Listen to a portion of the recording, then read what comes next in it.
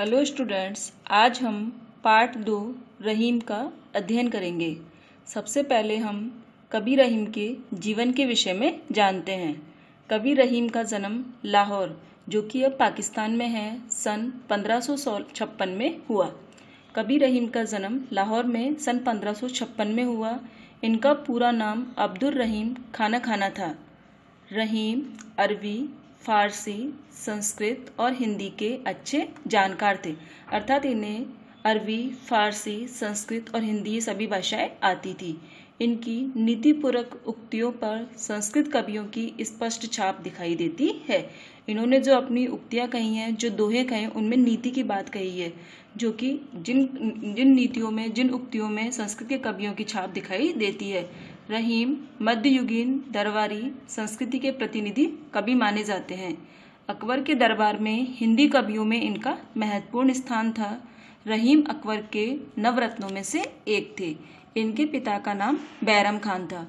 रहीम के काव्य का मुख्य विषय है श्रृंगार, नीति और भक्ति।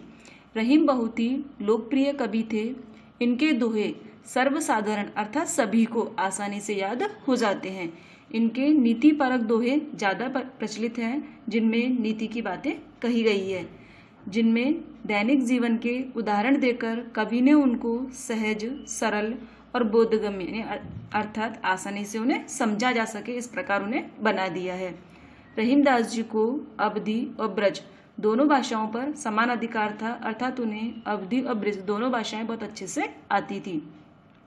इन्होंने अपने काव्य में प्रभावपूर्ण भाषा का प्रयोग किया है। रहीमदास जी की प्रमुख कृतियां हैं रहीम सतसई, श्रृंगार सतसई, बदनाष्टक, रास पंचाध्यायी, रहीम रत्नावली, बरबई, भाषिक भेद वर्णन आदि। इनकी ये सभी कृतियां रहीम ग्रंथावली के अंतर्गत समाहित है। इन्होंने जितनी भी कृतियां लिखी हैं, ये सभी कृतियां रहीम ग्रंथावली में समाहित है। प्रस्तुत पाठ में रहीम के नीतिपरक दोहे दिए गए। इनमें कवि रहीम ने लोगों को सीख दी है। ये दोहे जहां एक और पाठक को दूसरों के साथ कैसा बर्ताव करना चाहिए, इस बात की शिक्षा देते हैं, वही मानव मात्र को, सभी मनुष्य को करणीय और अकरणीय अर्थात क्या करना चाहिए और क्या नहीं करना चाहिए, इस प्रकार के व्यवहार की, आचरण की सीख देते हैं। इन्हें एक बार पढ़ लेने के बाद भूल पाना संभव नहीं है। यह हमें उन स्थितियों का सामना होते ही इनका याद आना लाजमी है, जिनका इनमें चित्रण है। अब हम दोहे पढ़ते हैं। पहला दोहा, रहीमन धागा प्रेम का मत तोड़ो चटकाए, टूटे से फिर ना मिले, मिले गांठ पड़ जाए। इस दोहे में कवि रहीमदास जी कह रहे हैं कि रहीमन धागा प्रेम का, रहीम जी कह रहे हैं कि जो प्रेम का धागा है वह बहुत ही नाजुक होता है। मत तोड़ो चटकाए, कि उस प्रेम के धागे को, उस प्रेम के संबंध को चटकाकर नहीं तोड़ना चाहिए, अर्थात थोड़े से भी मन मुटाव से उस प्रेम के धागे को तोड़ना नहीं चाहिए। टूटे से फिर ना मिले, मिले गांठ पड़ जाए, कि अगर प्रेम का धागा एक बार टूट जाता है तो टूटने के बाद दोबारा जुड़ता नहीं है। अगर हम उसे मिलाते हैं, अगर हम उस धागे को जोड़ते हैं, तो उसको जोड़ने पर उसमें गांठ पड़ जाती है, अर्थात मन में कुछ ना कुछ रह जाता है, मन में मिठास नहीं आ पाती।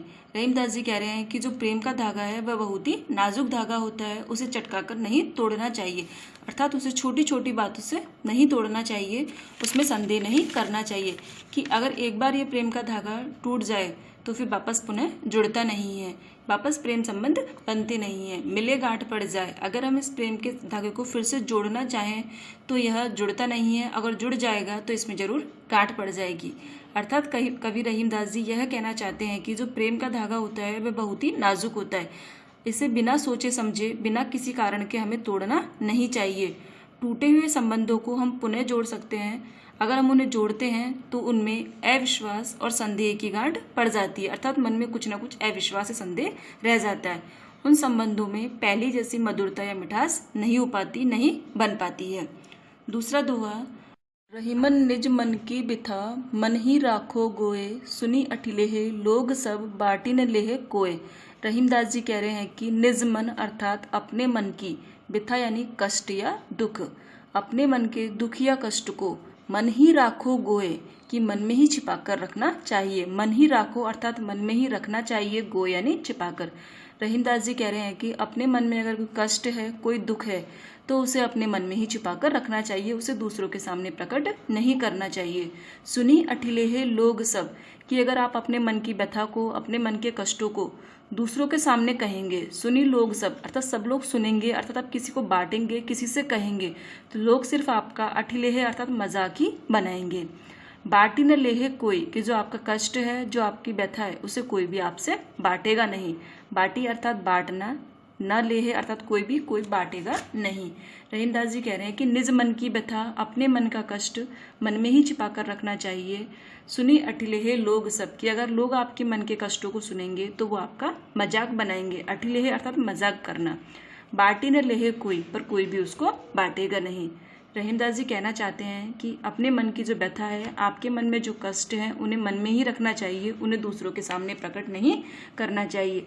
अगर आप अपने मन के कष्टों को दूसरों के सामने प्रकट करेंगे तो लोग आपके कष्टों को बांटेंगे नहीं, बल्कि उनका मजाक बनाएंगे। एके साधे सब सदे, सब साधे सब जाए, रहीमन मूल ही सींचिबो, फूले फले अगाए। रहीमदास जी कहते हैं कि एके साधे अर्थात एक को साधने से, एक कार्य को करने से सब सदे सब कार्य संपूर्ण होते हैं। अर्थात हम एक कार्य को मन से करते हैं तो हमारे बाकी के सभी कार्य भी पूर्ण हो जाते हैं।